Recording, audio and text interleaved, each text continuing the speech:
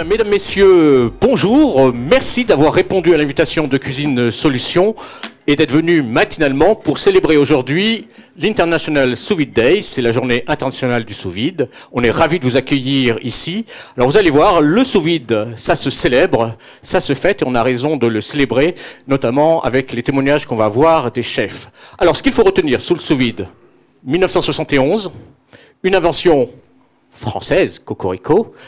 Quelqu'un, un certain Bruno Gousseau, docteur Bruno Gousseau, un jour invente la cuisson sous vide telle que nous la connaissons, et ça fait 53 ans que ça dure, ça peut s'applaudir. Donc, la cuisson sous vide, je vous la fais très brièvement, c'est un procédé de cuisson à bonne température d'ingrédients conditionnés sous vide, et ça permet de révéler toutes les propriétés organoleptiques, ça c'était le mot compliqué à placer, et la sécurité, je l'ai fait, voilà, et la sécurité alimentaire à la fois pour les produits et pour les consommateurs. Alors 53 ans que ça dure. Une petite parenthèse, secret d'histoire, Stéphane Bern. On aurait retrouvé des traces de la cuisine sous vide chez les Incas, un petit peu au Moyen-Âge. Alors Bruno me dirait que c'est plutôt de l'atmosphère modifiée.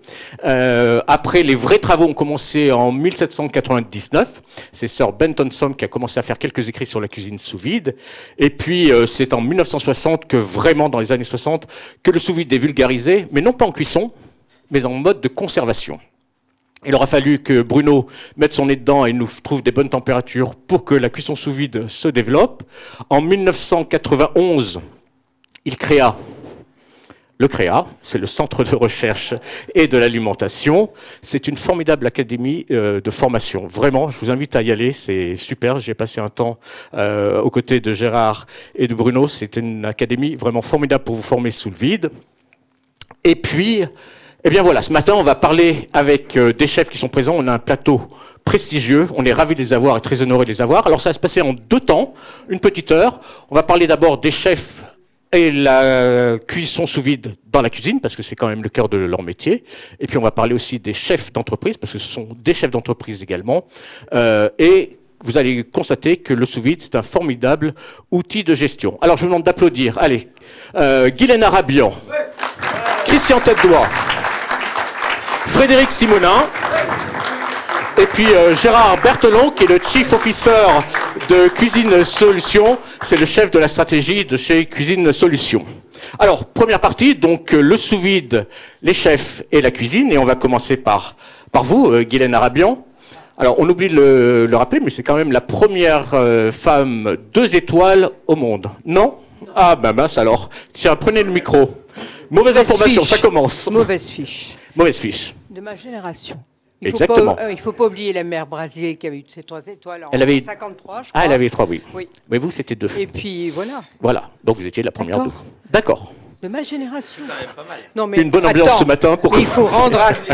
On peut applaudir. Mais vous avez raison de rectifier. Bien sûr. C'est tout à votre honneur. Et Guylaine, alors, vous venez juste de fermer Les Petites Sorcières, mais je crois que vous avez un projet en gestation, c'est ça? Oui. Les nouvelles sorcières en gestation. Les nouvelles sorcières. Oui. Et ce sera vers la rue Daguerre?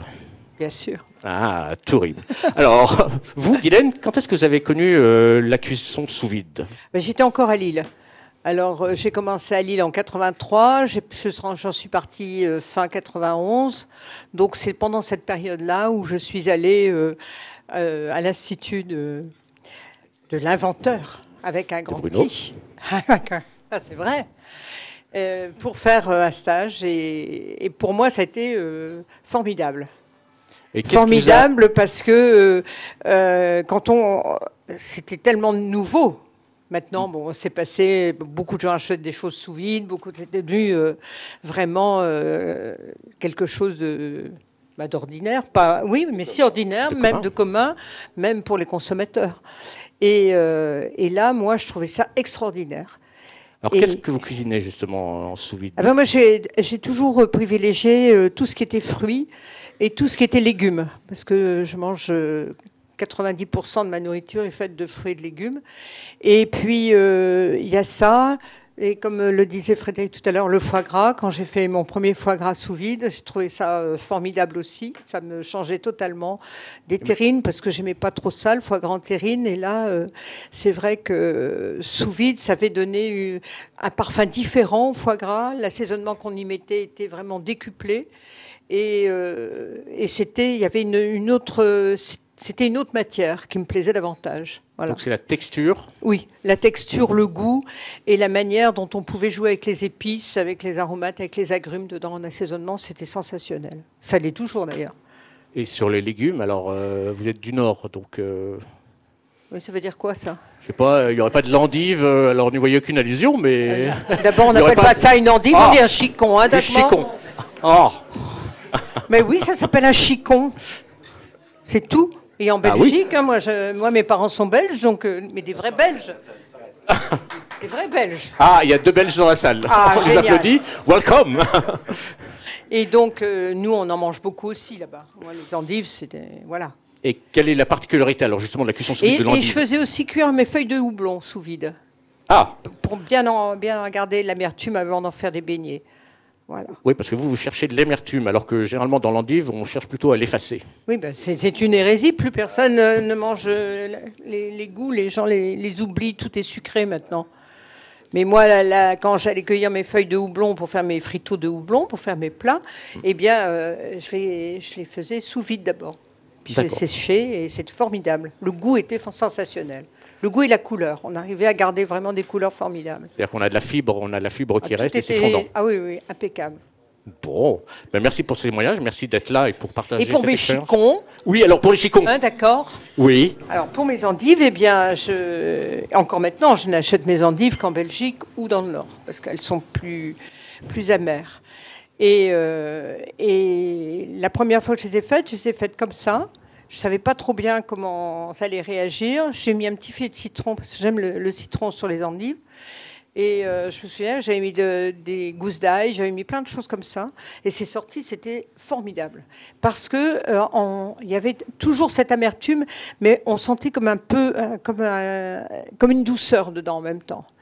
Et ça a été... Et après, j'avais un de mes commis dont le père était endivier, et lui m'a apporté des racines de chicon, et je les cuisais sous vide, à moitié, et j'en faisais des sorbets.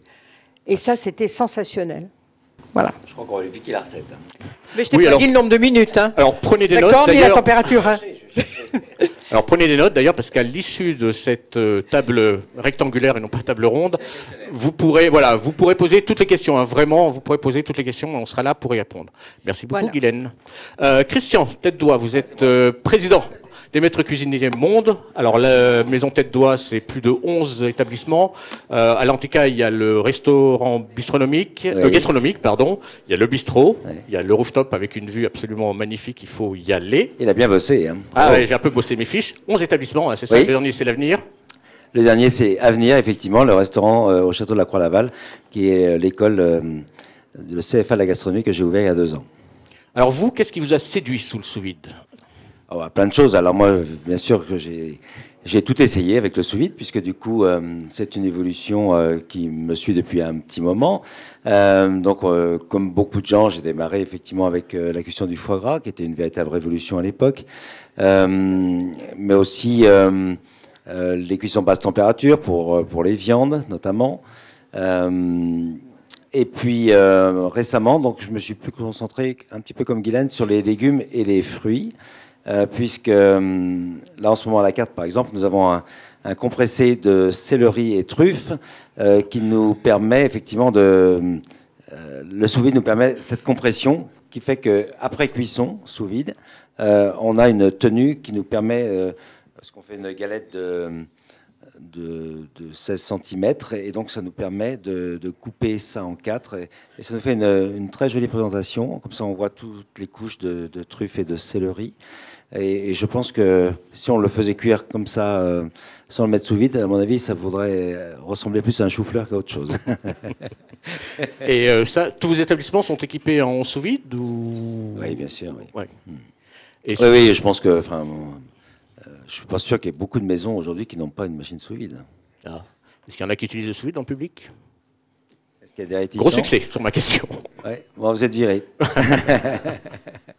Alors, on va passer merci Christian. On va passer à Frédéric Simonin, chef étoilé, meilleur ouvrier de France. Vous êtes aussi meilleur ouvrier de France. Alors, on a eu tout un débat tout à l'heure. Vous, c'est 1996, c'est ça? Et 2019. 18, voilà, j'en étais sûr. Donc, vous êtes le chef propriétaire du restaurant Frédéric Simonin, oui, qui est rue Bayenne à Paris dans le 17e. Dans le 17e, oui. Et alors, bon, je ne vais pas dire ce que j'ai dit tout à l'heure, parce qu'apparemment, vous avez appris aux côtés de Guylaine Oui. la cuisson sous vide. Ah bah, en fait, la cuisson sous vide, c'est une longue histoire, et je pense qu'elle vit au fil du temps, parce qu'effectivement, en 1993, quand j'étais commis à l'époque au pavillon Le Doyen, j'étais auprès du chef Guylaine Arabian, et donc, sortant de la Bretagne, j'ai appris les premiers pas, entre parenthèses, de ce qui était le sous-vide, mais pas que. Parce qu'en fait, il y a un temps pour tout, et comme j'ai dit, il y a une évolution. Et dans le sous-vide, il y a la carrière. Et puis, un jour, je me suis retrouvé sous-chef à l'époque à l'Hôtel Meurice, et j'ai poussé la porte du CREA, donc, qui est bien le centre de recherche et d'études de l'alimentation, pour le dire en entier, où j'ai rencontré Bruno, bien évidemment. Mais cette rencontre, elle a été plus que fatidique, parce que je pense que s'il y en a bien qui emmerde Bruno tous les jours par SMS en lui demandant une cuisson sous vide, c'est bien moi. Que ce soit sur des légumes, que ce soit sur une viande, un poisson, enfin bref. Et ensuite, bien évidemment, avec Joël Robuchon, où on a encore plus été dans le détail de ce qui pouvait être une cuisson sous vide.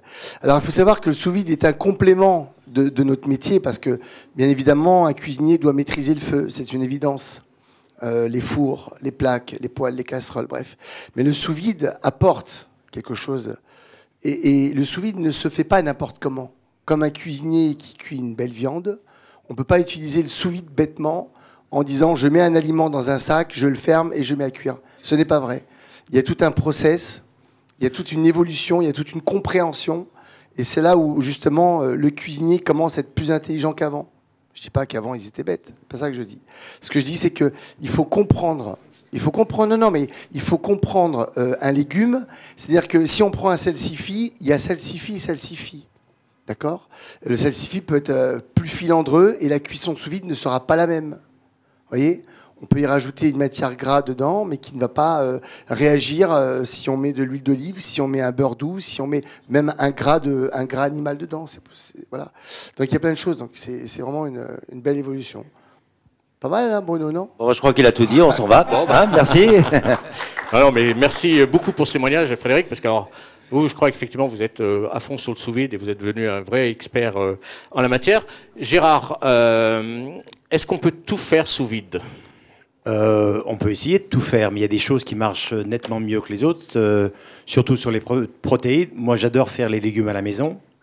La concentration du goût, on a des couleurs qui sont vraiment concentrées, qui sont plus brillantes. Vous pouvez faire du poisson, vous pouvez faire des sauces. Pour moi, un thon ou un espadon, je ne ferai jamais ça sous vide. J'aime un thon saignant, rosé.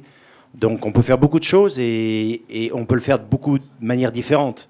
Moi j'habite aux États-Unis, si on aime un back ribs avec la viande qui tombe de l'eau, ça sera 16 heures. Si on le veut plus ferme, on réduit le temps. On peut arriver à vraiment contrôler avec le temps et la température, vraiment exactement des cuissons très précises, à juste température, à notre goût. On peut avoir la même recette et changer les temps de cuisson et on aura 3 plats ou 4 plats complètement différents. On l'a vu la dernière fois, j'ai eu la chance d'avoir une masterclass sur l'œuf, et un œuf cuit à 63 degrés 2. Ah, très bien, très bien. Je parle sous le contrôle du chef, parce que... ouais, exactement, 63,2. 45 minutes, on a un œuf parfait. Et si on le fait à 90 minutes, on a ce qu'on appelle, que Joël Robuchon appelait l'œuf pâte à modeler. Voilà, exactement. Qu'on peut modeler. Alors, Frédéric l'a évoqué, la formation, c'est important. Le CREA, c'est une formidable académie. C'est un peu un permis de conduire, le sous-vide. Il faut d'abord maîtriser, c'est ce que disait Frédéric, les techniques de cuisson, les techniques de base, et puis après, venir chez vous et apprendre comment on fait le sous-vide. C'est compliqué, cette formation? C'est long? Non, mais c'est très précis. Pour moi, c'est plus près de la pâtisserie que de la cuisine. Il y a des temps à respecter, il faut vraiment être très précis. des températures. Et une fois que vous avez ces bases, vous pouvez vraiment jouer avec. Mais ces bases, il vous les faut. C'est comme si, quand vous commencez à jouer de la musique, il faut apprendre le solfège. Et une fois, ce que je dis aux chefs quand ils veulent venir à Créa, on ne vous donnera pas les recettes et les temps. Et ils me disent, mais attendez, on paye une formation. Et je leur dis, on va vous apprendre, comme le solfège, est-ce que vous voulez qu'on vous apprenne un morceau de musique ou vous voulez qu'on vous apprenne à écrire vos propres morceaux? Et là, c'est pareil, on va vous donner qu'est-ce qui se passe à telle température et pendant combien de temps. Et après, ça sera à vous de choisir. Vous aimeriez peut-être avoir une viande à point, une viande saignante. Aujourd'hui, on le sait en touchant la viande, parce qu'on a des années de connaissances. Mais qu'est-ce qui se passe exactement? C'est qu'avec Bruno, il va vous expliquer exactement en détail qu'est-ce qui se passe à telle température, combien de temps, qu'est-ce qui va changer. Et après, ça sera à chaque chef de décider ce qu'il aime lui-même. On donne un plat de côte, on va tous le préparer d'une manière différente. Et on sera précis à chaque fois. C'est la régularité pour 1 pour 1000. Hein, vous qui faites des Super Bowls ou des choses comme ça dans des stades immenses, effectivement, c'est important d'avoir une régularité, de servir le même plat aux mêmes personnes. Quel est le... Alors, on a parlé du foie gras, qui est vraiment le gros succès. Est-ce qu'il y a eu un échec chez vous avec un test de sous-vide? Il peut y avoir des échecs comme celui qui ne prend pas le bon matériel adapté. C'est-à-dire que il y a des sacs sous vide pour des cuissons sous vide. Il y a des sacs de conservation. Et c'est là où, justement, on en parlait tout à l'heure, on évoquait le fait qu'il faut tout apprendre. Ce n'est pas que mettre dans un sac, c'est tout étudier. Il y a des sondes particulières avec des diamètres particuliers. Il y a une température à respecter. Il y a du matériel. Il y a vraiment... le sous vide, c'est pas que le sac sous vide et l'aliment qu'il y a dedans. Hein, on est bien d'accord. Voilà. Oui, oui. Moi, je vous crois. Mais vous faites une très bonne transition, et merci, parce que maintenant, on a bien compris que c'était une formidable aide en cuisine, en termes de goût, de saveur, de texture, de couleur, de concentration de goût, de respect des temps de cuisson, exactement. Ça, c'est la bonne température. Hein. Bruno insiste là-dessus, c'est la juste température. La juste température. Et on va parler maintenant des chefs d'entreprise. Parce que vous êtes des chefs, mais vous gérez chacun des établissements. Est-ce que, et je vais venir vers vous, Christian Tête-Doigt, vous avez une étoile verte en plus, parce que vous êtes très sensible à tout ce qui est éco-responsabilité. Est-ce que le sous-vide, c'est un outil de gestion qui vous aide justement à être éco-responsable? Oui, effectivement. Bon, on est tous à chercher des solutions pour limiter le gaspillage. Donc forcément, le sous-vide souvent s'impose quand on a des périodes plus calmes. Il n'empêche qu'on espère que les sacs vont évoluer, qu'on va pouvoir utiliser un peu moins de plastique. C'est pas évident. Je sais qu'il y a beaucoup de travaux qui sont faits là-dessus en ce moment pour essayer d'améliorer cette empreinte carbone du sac. Pour autant, effectivement, sur le plan économique, c'est quand même intéressant. Je vois par exemple, là pour l'ouverture du restaurant à venir, vu que c'est le démarrage et qu'on est au mois de janvier, forcément, c'est pas le bon mois pour ouvrir, mais il y a un moment, il faut bien démarrer. Et donc, effectivement, on a tendance à mettre les portions un petit peu sous vide pour être sûr de ne pas gaspiller. Voilà. Mais bon, je préfère dire quand même que quand on a un restaurant qui tourne bien, on peut éviter ce système de conservation. Mais quand c'est utile, il ne faut pas hésiter à s'en servir. Oui, parce qu'on le répète, hein, c'est à la fois un système de cuisson, mais c'est surtout aussi un système de conservation. On peut conserver jusqu'à combien de temps d'ailleurs sous vide? Là, je vais parler. Ça dépend Oh là là! Il parle. C'est pas la conservation de produits crus, c'est cuit. Cuit. Donc il faut cuire et on fait la pasteurisation et là, ça nous donne une durée de vie. Nous, on fait des viandes pour une grande chaîne de GMS qui est Costco et on leur donne juste sel et poivre. On arrive avec les temps de pasteurisation qu'on a appris avec Bruno à leur donner 65 jours de durée de vie.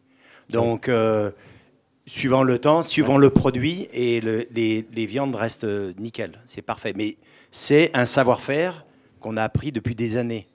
Aujourd'hui, moi, j'ai commencé avec Cuisine Solutions en 89, donc ça fait bientôt 35 ans.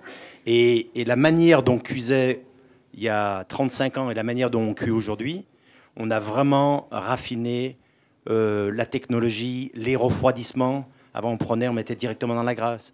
Maintenant, on repose, on met dans l'eau du robinet. Après, on repasse dans la grasse. On a fait beaucoup de progrès ces 30 dernières années. Et vous, Vous, Guylaine, en termes économiques, ça vous a aidé le sous-vide?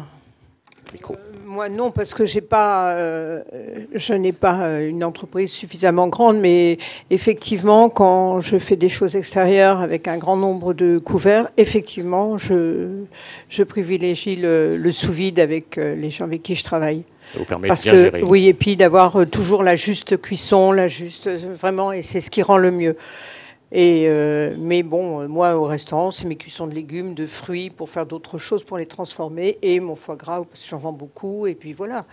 Mais c'est vrai que sur une entreprise qui était la mienne, ça n'avait pas d'intérêt de faire de la conservation comme celle-là. Par contre, sur tous les événements, oui. Alors le fait d'avoir des choses prêtes, et peut-être Frédéric Simonin, je ne sais pas si vous pouvez réagir là-dessus, ça apporte aussi peut-être du confort aussi pour les salariés, en se disant, bah, tiens, il y a des choses qui sont prêtes, qui sont sous vide, je peux venir travailler, pas forcément à des heures, des amplitudes. C'est un sujet à la mode en ce moment. Alors ne dites pas que ça remplace les personnes, parce qu'on trouve personne apparemment dans les cuisines. Non. Non, mais on n'arrive pas à recruter. Le sous-vide est vu différemment que ça. Ça va au-delà de tout ça. C'est-à-dire que on connaît les préparations pour ceux qui sont cuisiniers. Si on démarre, on fait un fond blanc de volaille, par exemple. Nous, on fait encore des jus en cocotte, on fait des fonds blancs, des consommés, on fait tout ça. On met, bien évidemment, dans le respect, en refroidissement très rapide. Ensuite, on peut mettre, justement, en sac sous-vide. On peut pasteuriser. On peut avoir tout ce process et conserver proprement des jolis sacs en poche d'1 litre, par exemple avec un bouillon de volaille, avec une belle étiquette, rangé dans une chambre froide. Je peux vous dire que quand il y a le service d'hygiène qui arrive et qui ouvre une chambre froide et qui voit une étagère avec des beaux sacs, avec des belles étiquettes de la date, ils se disent là, il y a un respect des process. Donc, il y a une vraie traçabilité. Absolument, oui. Et c'est là-dessus où on est sur la sécurité alimentaire, en plus de ce que ça apporte, le fait d'être cuit sous vide. Alors, moi, je vais me faire encore l'avocat du diable, mais est-ce que, vous parliez des jus de cuisson, mais est-ce que la tradition ne va pas souffrir? Par exemple, des poulets en vessie, est-ce que ça ne va pas souffrir? Pourquoi vous rigolez, Guylaine? Micro, Guylaine. Le sous-vide, ça a été une libération, oui, surtout. Pourquoi? Parce que je me souviens, et Frédéric, de toute façon, s'en souvient, que quand on faisait une poularde en vessie, on avait des vessies, quoi. Ouais. Donc on les lavait bien, on avait beau les laver, après on trouvait la victime pour souffler dedans. Vous souffliez dans la vessie? Oui, on mettait le poulet, tout ce qu'il fallait, la poularde, enfin, on mettait tout, et puis on choisissait une victime. Ouais. Voilà. À qui il fallait pas faire la bise après. Hein. Et moi, c'est pas moi qui le faisais, je vais te dire, je ne mettais pas. Mais c'est vrai que tu y es passé quelques fois, toi, au vessie. Et puis il fallait les souffler, les ficeler, et ça n'avait de toute façon pas les mêmes vertus que le sous-vide, parce que bon, s'ils n'étaient pas très appliqués, ça fuyait quand même. Tandis que là, avec le sous-vide, c'est impossible. Donc, impossible. Voilà. Donc on remplace la vis. Ça c'est génial, oui. Une heure de cuisson, elle était foutue. Ah ben oui. Elle lâchait. Et après, oui, c'était fini. C'était fini. Comme ça. Donc il n'y a plus à souffler dans de la vessie. Voilà. Bon.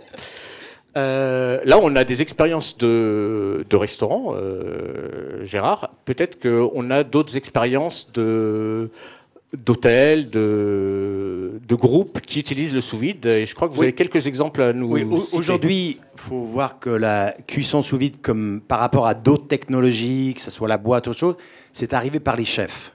Donc c'était les chefs qui ont commencé à le faire. Après, Bruno a travaillé avec eux.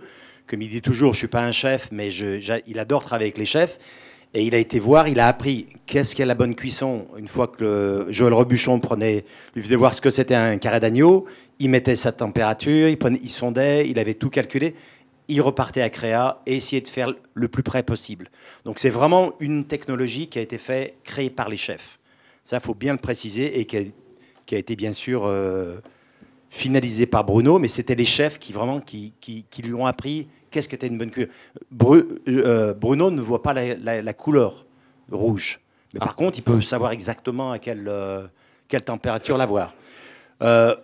On a des invités qui sont venus de Hongrie aujourd'hui et des États-Unis. János Kiss, qui était If you want to raise yourself. On a qui était le vice-président de Hayat.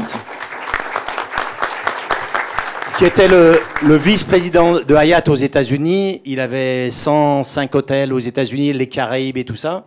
Et ça a été un visionnaire. Il y a 30 ans, il est venu nous voir aux États-Unis et il a mis du sous-vide déjà dans tous ses hôtels. Parce qu'il y avait le manque de personnel. Ici, on a beaucoup d'écoles hôtelières, on a beaucoup de formations. Les chefs français ont beaucoup de chance. Aux États-Unis, on n'a pas toutes ces écoles. Donc, les gens commencent à faire la plonge, on les passe à faire les salades et on les forme souvent dans les hôtels, on les forme à l'intérieur. Donc, c'était une... et en parlant d'événements, on a fait 17 Super Bowl avec Yanoche, où on avait 7-8 000 personnes le vendredi et on avait 14 000. Avant, il fait venir 30-40 cuisiniers, chefs qui prenaient des hôtels une semaine à l'avance. Et quand on a commencé à travailler ensemble, il en faisait venir plus que 9. On prenait des écoles hôtelières pour nous aider. Comme ça, on les formait en même temps. Et on a fait des Ryder Cup, c'est le tennis tournament. On a fait des événements et la qualité qu'on pouvait servir avec une sécurité alimentaire, c'était très dur. On mettait des tentes, chaque fois on changeait. On a fait dans les stadiums. On a même tourné des frigos en holding box, je ne sais plus comment on dit ça en français, pour maintenir, une fois qu'on chauffait, pour maintenir en température. Et on a aussi Get Group qui est là, avec 170 hôtels, 170 cuisines. Get Group, c'est eux qui font à manger. C'est eux qui fournissent les avions. Donc aujourd'hui, quand vous avez une société, United Airlines, tout ça, qui veut avoir exactement le même produit à Paris, à Lisbonne, à Londres, eh ben, des fois on trouve des bons cuisiniers, des fois on n'en trouve pas. Donc là, il y a un maintien de qualité qui est parfait. Donc on travaille avec ces gens-là depuis des années aussi. Donc c'est bien sûr les cuisiniers qui le font eux-mêmes, mais aussi il y a l'industrie qui aide à maintenir cette qualité un peu de partout dans plusieurs opérations. Très bien. Alors, on a un invité de marque, la Journée internationale sous vide. Aujourd'hui, elle a été choisie par Cuisine Solutions pour célébrer également un anniversaire. C'est celui de Bruno Gousseau. Bruno, je vais vous demander de nous rejoindre.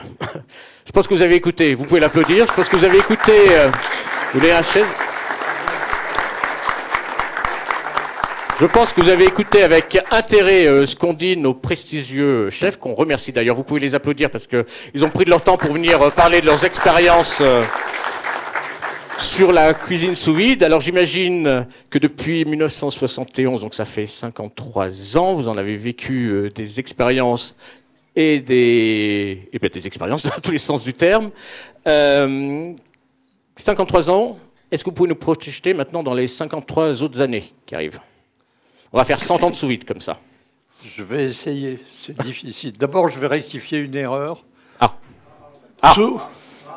On ne peut conserver sous vide que les viandes provenant d'animaux qu'on déshabille à l'abattoir.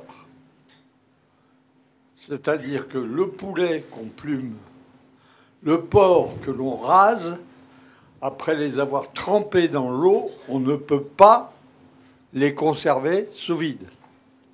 Ce sont des produits que vous retrouvez aujourd'hui dans les grandes surfaces en atmosphère modifiée. Alors ça ressemble à du sous vide, mais c'est de l'atmosphère, maintenant on l'appelle protectrice, mais c'est tout simplement de l'atmosphère modifiée. On a rajouté un peu de CO2 pour asphyxier les bactéries. Voilà. Les légumes, vous ne pouvez pas les garder sous vide. Les poissons, ça se discute. Il y a d'autres techniques bien meilleures que de les garder crus sous vide. Là, je parle des produits crus. Par contre, une fois qu'un produit est cuit, le produit peut se conserver beaucoup plus longtemps que ne le permettent les règlements sanitaires des différents pays dans lesquels vous travaillez. En particulier, je travaille en ce moment sur la conservation des viandes rouges de bœuf, où on arrive à plus de 100 jours de durée de vie sur des viandes qu'on fait maturer sous vide. La maturation étant un processus de fermentation, de conservation, qui est possible grâce au sous vide. Donc, il y a cela. Et ce que disait Gérard, Et j'ai mon ami avec lequel je vis à Washington, dans la même maison, à qui je fais goûter régulièrement des légumes qui ont plus d'1 an de durée de vie cuits sous vide. Donc ça veut dire qu'il y a beaucoup de potentiel qu'on ne connaît pas. Et il faudrait essayer d'aller vers ce potentiel, parce que plus on est capable de conserver un aliment, plus il pourra nourrir de monde. Or, en ce moment, en pénurie alimentaire, c'est intéressant de pouvoir prolonger la durée de vie des produits. Donc il y a toute une étude à faire sur ces prolongations de durée de vie. La deuxième chose, je voudrais qu'on pense aussi que le sous-vide, comme le disait Frédéric tout à l'heure, c'est très précis. Aujourd'hui, moi j'ai lancé le slogan « Juste température », qui va à l'encontre de la basse température, qui est une connerie monumentale, inventée par Internet, parce que ça se vend bien, parce que c'est facile, parce qu'il n'y a rien à expliquer. Il y a tout et le contraire de tout. C'est une catastrophe, j'ose le dire. Ce qui a conduit d'ailleurs à des empoisonnements à Bordeaux cette année, pendant l'été. Donc ça, c'est important de dire. Le sous-vide, c'est de la juste température.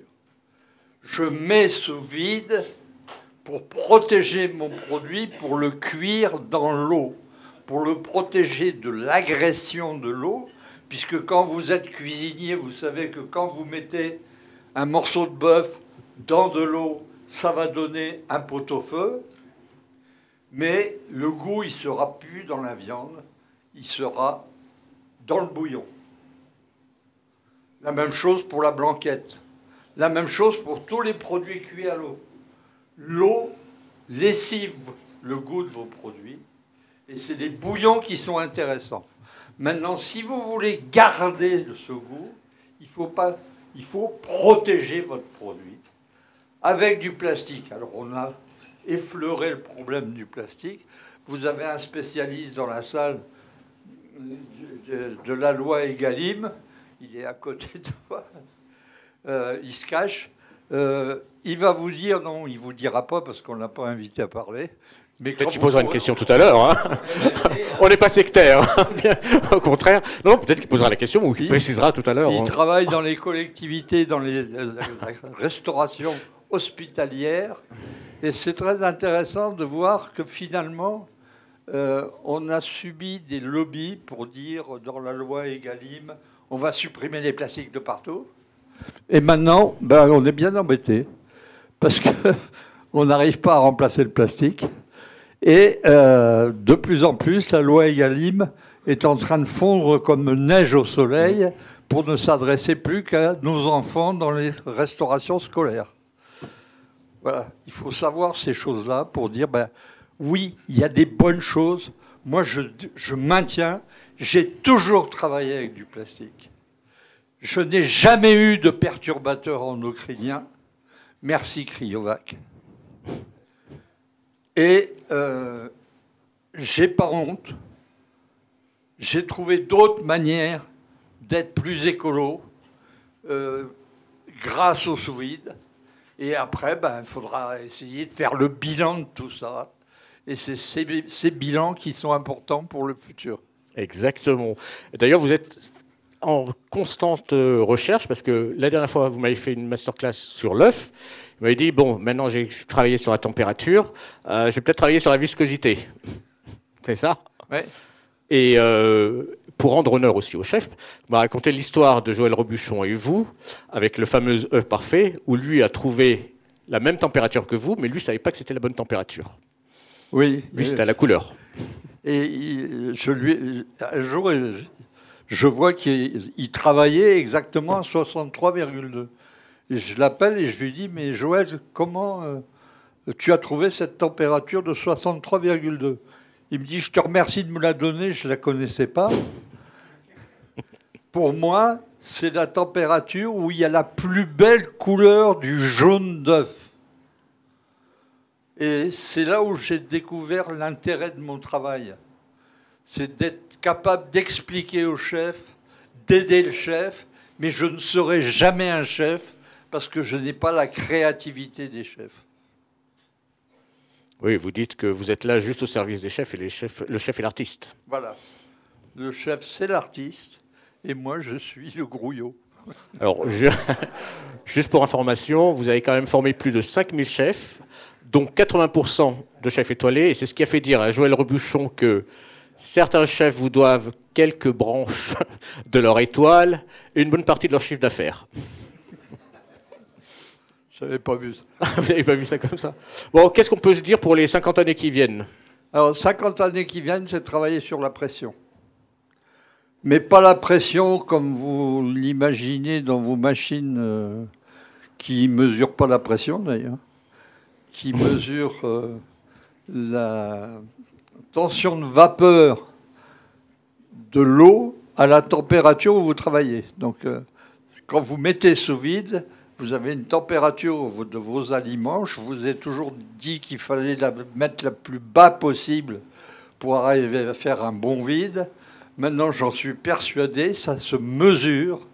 Et les prochaines choses, c'est qu'on va pouvoir faire des compressions sous vide pendant les cuissons, quand on maîtrisera la partie mise sous vide à bonne pression, je veux dire. Il y a la juste température et maintenant, il va y avoir la bonne pression. Bon, ben maintenant, merci pour cette vision du futur. Et ben, on va prendre la température de la salle sans trop de pression. Et si vous avez des questions, Samantha est là, je vois qu'elle est là. N'hésitez pas à les poser, parce que vous avez à la fois le maître et les experts. Donc, est-ce que vous avez quelques questions sur ce que vous avez entendu, sur de la technique, sur la recette du chicon, pardon? Vous mettez du Welsh sous vide Je vais me faire battre. Est-ce que vous mettez du Welsh sous vide, Guylaine? Non, ça ne fonctionne pas. Est-ce qu'il y a des questions dans la salle ou est-ce qu'on a été parfaitement clair? N'hésitez pas. Le monsieur Egalim, il ne veut pas parler? Non? Le silence règne. Donc ça veut dire que vous avez été plutôt bon? Ah, question. Alors monsieur, qui êtes-vous? Georges Roux, voilà. Enchanté. Oui, j'ai fait 45 ans de métier, voilà. Oui. Mettez bien le micro sous la bouche. J'ai fait 45 ans mon métier, hein, et toujours au fourneau. Ah, bien. Voilà. Et j'ai été chef dans plusieurs maisons, j'ai travaillé dans plusieurs pays. Hein, bon. Et je vois que quand j'ai fait mon apprentissage, je viens de le découvrir, je faisais du sous-vide. Et je vais vous expliquer, mais on ne pouvait pas le conserver. Ah. Voilà. Et ce sous-vide, on le faisait en cocotte. C'était luté et c'était le faisan Souvarov. C'est-à-dire, on le marquait, hein, à peine poêlé, on le farcissait au foie gras, un foie gras entier, et après, on le cuisait en four électrique au chez le pâtissier, réglé en basse température. Et puis voilà, et c'était du sous-vide, pour ainsi dire. Exactement, c'est ce qu'on a retrouvé voilà. Effectivement dans des cuisines. Le matériel technique, d'ailleurs, ça a été un petit peu compliqué, parce que je sais que vous faisiez des tests quand le service chez Rebuchon était terminé, et hop, vous alliez à la fin du service faire des tests. C'est depuis que quelques années qu'on a enfin des thermoplongeurs, qu'on a des bacs. Ça aide beaucoup à la juste température. Parce que maintenant, on peut le trouver pour tout le monde. C'était la base, puisque moi, je n'avais pas de cuisine à l'époque. Quand j'ai rencontré notre ami qui a lancé la restauration d'autoroute, j'ai des trous de mémoire. Ah oui. Comment il s'appelait Jacques Borel. Voilà. Borel. Il est venu me voir dans mon labo et il m'a dit « Je veux un roast beef tendre dans des pièces dures ».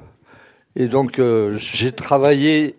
À l'époque, je n'avais pas de four. J'ai travaillé dans mes bains-maries de laboratoire, qui étaient des thermoplongeurs, le début des thermoplongeurs, qui se sont très sophistiqués. Je pense qu'il y a monsieur Livius qui doit être dans la salle ce matin, et qui est, là. Fabricant d'un super produit, qui s'appelle... Julabo dans le nom de l'appareil Masterchef ou je sais pas quoi. Turbo Chef. Voilà. What is the name of your product? Cuisine Chef. Voilà. Fusion Chef. Cuisine Chef. Voilà. Voilà. Est-ce qu'on a d'autres, Samantha, est-ce qu'on a d'autres questions? Non? Bon, bah écoutez... Alors, les thermoplongeurs, maintenant, c'est devenu dans l'industrie des énormes appareils que l'on a chez Cuisine Solutions, qui sont fabriqués par Armorinox en Bretagne, qui sont des bains-maries de plus de 10 000 litres d'eau. Ah oui. Oui, des grandes piscines, on peut plonger dedans. 30 personnes dedans. Et quel est d'ailleurs le dîner le plus fou? Vous avez fait le Super Bowl, je crois que vous avez fait avec Robuchon à Kourou. Vous aviez mis, Ah non, vous avez fait un dîner. c'était pas le Super Bowl. Non, mais à Kourou pour le lancement, vous avez fait un truc un peu fou avec en pleine brousse. Ouais. Vous avez juste ramené des grosses bassines de flotte, comme vous dites. Non, c'est au retour. Joël était en retard et il appelle la cuisine, il dit « Faites chauffer tout ce que vous avez, faites chauffer de l'eau, faites chauffer de l'eau, faites chauffer de l'eau, on est en retard. » Parce qu'il fallait réchauffer dans de l'eau chaude. Voilà. Bon. Est-ce que Samantha, on a des questions? Samantha, je ne vous vois pas. Nous, la plus grosse partie qu'on a fait, c'est à Washington, au centre de convention. C'était 23 000 personnes et c'était tous nos produits. Il y avait 2000 serveurs. Ah oui, quand même. Et donc ça a été... et il y avait quelqu'un du Guinness Book qui était là pour tout vérifier. C'était vraiment... il y avait du monde, 23 000 personnes. Bon, effectivement. C'était une sérénité. C'était un groupe de... Vous savez, les étudiants, ils font partie d'un alpha et tout ça. Je crois que Christian voulait parler. Oui, non, je voulais compter sur vous toutes et tous pour entonner un petit joyeux anniversaire pour notre ami Bruno. Donc, je vais démarrer. Joyeux anniversaire Bruno, joyeux anniversaire Bruno, joyeux anniversaire Bruno, joyeux anniversaire. Allez, applaudissez-le bien fort, vous pouvez vous lever. On vous remercie d'avoir participé à cette table rectangulaire. Merci Guylaine, merci Frédéric, merci Christian, merci Gérard avec qui on a coordonné cette table rectangulaire. Merci cher maître, c'est toujours un plaisir de vous rencontrer. On passerait des heures, alors ne le fatiguez pas trop parce que vous allez tous à le solliciter aujourd'hui. Vous allez pouvoir passer en bas, vous allez avoir de belles découvertes, de beaux stands. Bonne journée et bel anniversaire, belle journée internationale du sous-vide.